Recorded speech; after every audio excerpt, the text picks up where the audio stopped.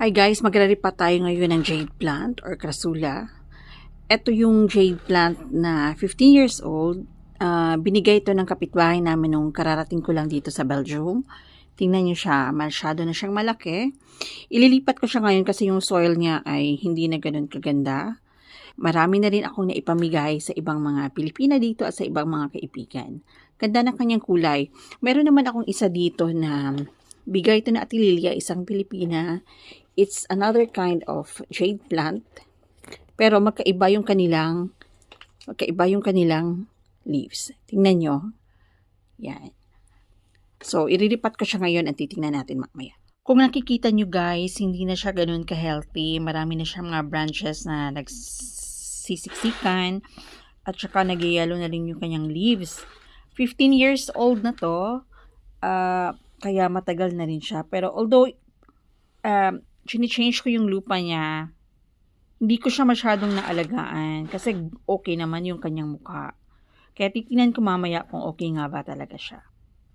Gusto ko yung jade plant na to kasi meron siyang pink side dun sa tip ng kanyang leaves. Hindi nga lang masyado natin nakikita pero in reality, meron siyang mga pink side dyan. Ang sama-sama akong nanay guys. Tingnan nyo naman yan. Brown na pala yung kanyang roots sa baba. Hindi ko man lang siya nakita.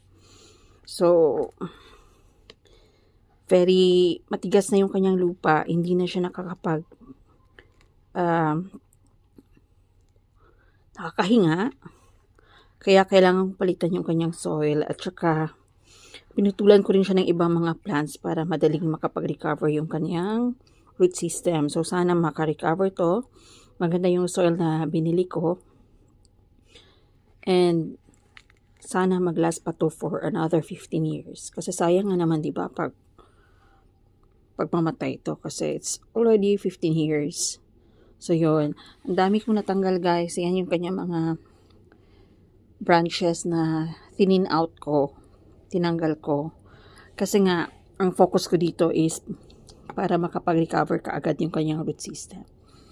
So, yun. Hopefully, I will update you later kung anong mangyayari sa kanya. Ayan na sila after kong nilipat. Pinalitan ko rin yung kanyang pot. Malaki yung kanyang pot para kasyang-kasya siya. And then, yung soil niya din, pinalitan ko rin.